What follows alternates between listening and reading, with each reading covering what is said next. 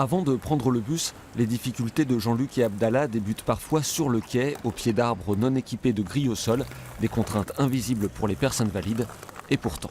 On a une perte d'équilibre et des fois, en plus, comme le fauteuil, des fois, il ne réagit pas comme il faut, avec les secousses, ça peut nous faire basculer et tomber. Les personnes à mobilité réduite peuvent monter dans le bus grâce à des palettes électriques. Dans l'agglomération de Limoges, plus de 90% des véhicules sont adaptés, mais des préoccupations demeurent. Là, ce que je viens de faire, là, pour prendre mon ticket, c'est pas très facile pour moi à le faire.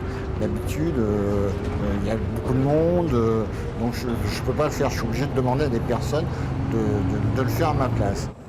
La plus grosse crainte, ce sont les arrêts qui n'ont pas encore été adaptés. Malgré la bienveillance des chauffeurs, la descente peut être compliquée. Toujours à côté. Quand il y a un problème avec la rampe, il y a souvent les passagers qui sont très impatients de sortir, donc ils appuient sur le bouton.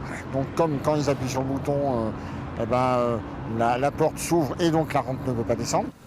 Tout n'est pas négatif, loin de là. Près de la moitié des arrêts de l'agglomération sont aujourd'hui adaptés. 51 ont été aménagés en 2017. Année après année, nous augmentons ce nombre, bien entendu, en portant l'accent sur les arrêts les plus fréquentés et ceux qui sont dans des positions les plus névralgiques en quelque sorte.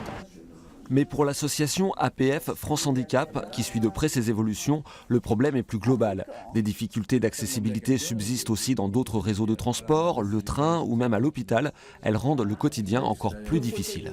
Oui, c'est très pénible.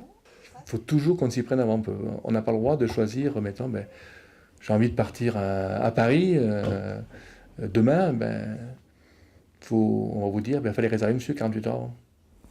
Le sujet est pourtant majeur, le risque c'est l'isolement et l'exclusion.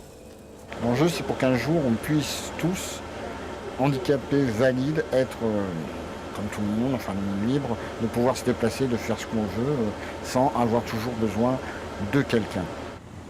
Le regard de la société a déjà beaucoup évolué ces dernières années, mais du travail reste à faire pour rendre la ville accessible pour tous.